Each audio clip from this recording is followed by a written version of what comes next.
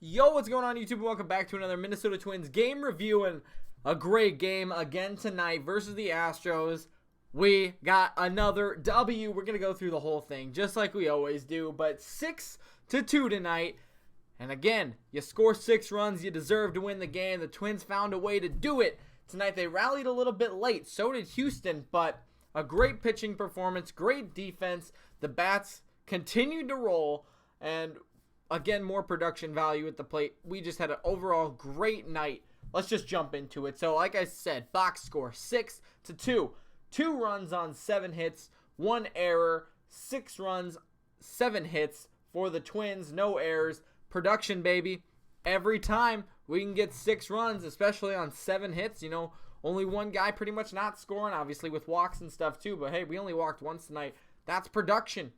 And how about the pitching matchup? Martin Perez is real. He didn't even have 3 wins last year on the Texas Rangers. He already has 4. He's 4-0. McHugh is 3-3. And this guy, he looks like a new animal on the Twins. And that's so great because we traded David Ortiz. Sucks. On the Twins. He didn't suck. He was just rookie, and we got some trade value for him. Was it a good trade? Let me know down in the comments. Probably not, but obviously because of his career, but then he went on to Boston and was a stud. We've done that with so many guys. Carlos Gomez, not that he was David Ortiz caliber, but he's gone to Milwaukee, and he went to Houston, all these other places, and he did well.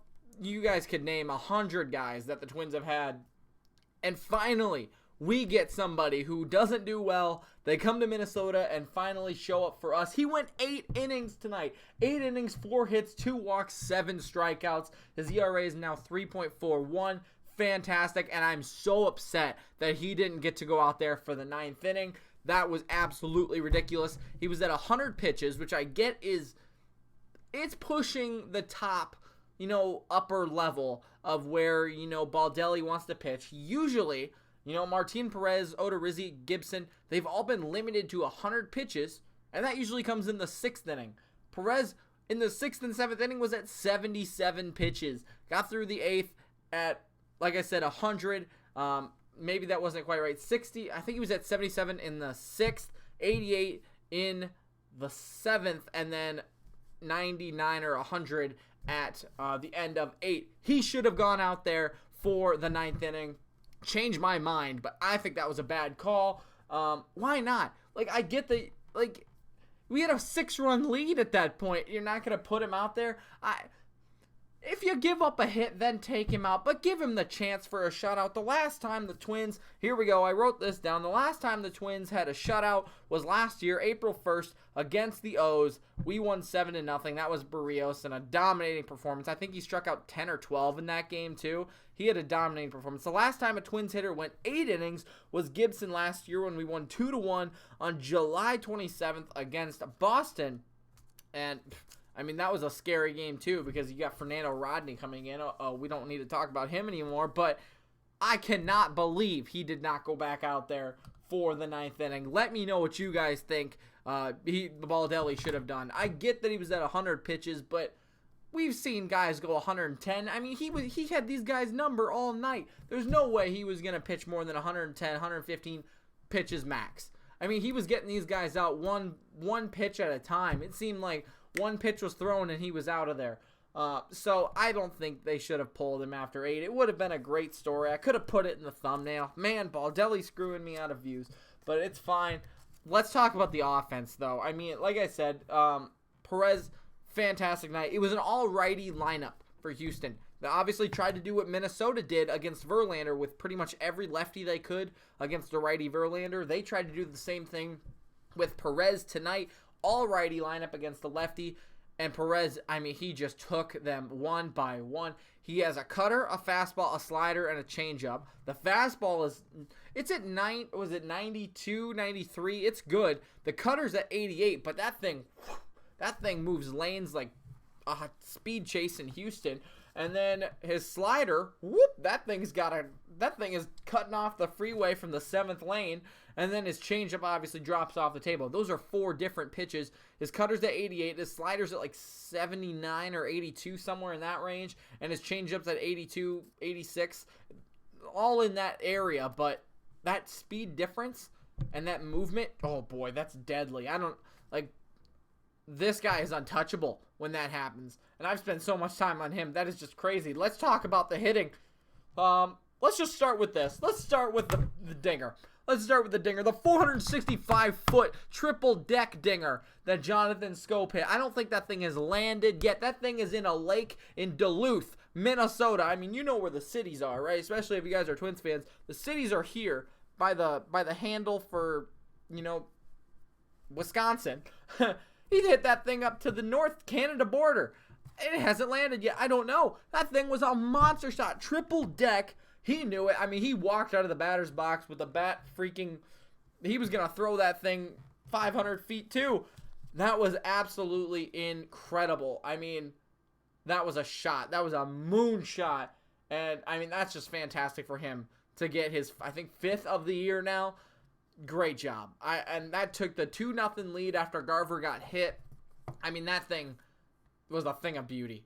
And that set up us for a great rest of the night. So let's go through it. We scored 3 in that inning. In the 3rd, in the 5th, we scored 1 more. And the 8th inning, we scored 2 more. I mean, spreading out the hits, spreading out the runs, that's great. I talked about the production value. They scored 2 in the 9th. Hildenberger didn't do a good job. He gave up 3 hits, 2 runs, and he did strike out 1. Perez ain't going to do that. Perez had their number all night long. He wasn't going to give up those runs. I swear I wanted him to get the shutout so badly. But what really, that home run was great. That really was huge in the game. Another big part that happened, though, was when Polanco was on 3rd. How did Polanco get on? Did he get a double or that wasn't his double. I don't remember how Polanco got on. That's my bad. But he got over to 3rd, and Buxton hit a little dribbler off the bat, and Polanco scored on an error from McHugh back to the catcher. One thing I want to say, Buxton was not getting thrown out there. He would have beat that thing anyways, but that point in the, 3rd inning changed the game. That put us up 3-0, and we just sailed from there. The 1 run in the 5th, I swear I thought Kepler was going to get that home run, but we scored the run anyways, and then in the 8th inning, get 2 more off of a Polanco double, a Cruz double. I thought that thing was going to go out. He has no power. I don't know what you guys are saying about Cruz being a power hitter. That thing, that was not going out. I don't know why, that didn't go out, but he has absolutely no power. I don't know why you guys are saying Cruz is going to hit 25 home runs this year, but or more. 25 is probably a little low, but 40 home runs, not if he keeps doing that. I'm just giving him crap. Obviously, it was a good hit in the gap, scored a couple runs, and then we got the second one across. It was big. I mean, we did awesome tonight, and that's big. The series is now 2-1 in favor of us. The season series is 3-3. The rubber match tomorrow.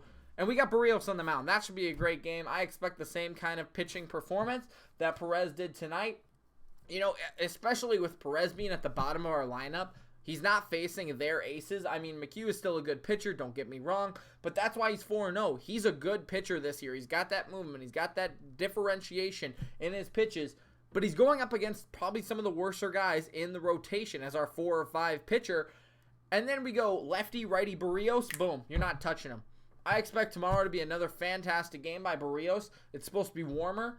Things are looking good. But let's go through these numbers really quickly before I get going here. Kepler still batting .277. Got a hit tonight in 4 at-bats. Scored a run. Polanco, the top of the lineup, really did well tonight. The bottom end of the top of the lineup really did well. Polanco, 2 hits tonight in his 4 at-bats. Scored an RBI as well.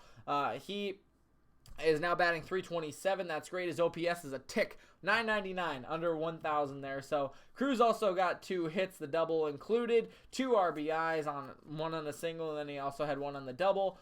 2 for 4, scored a run. Rosario went over 3. He's batting at .230. That's not good for him, but he'll figure it out. Crone 0 for 3. Gonzalez 0 for 4, batting a .159. He's not doing too hot. Garver 0 for 2. He with a hit by pitch, so that was that. I mean, he did his job getting on base. That didn't matter. He scored the run. Schoop went 1 for 3 with the monster shot that still hasn't landed. 2 RBIs. It was a 2-run home run with Garver on base. And then Buxton got on base, stole a base, and looked good out there as well, making some plays in the outfield.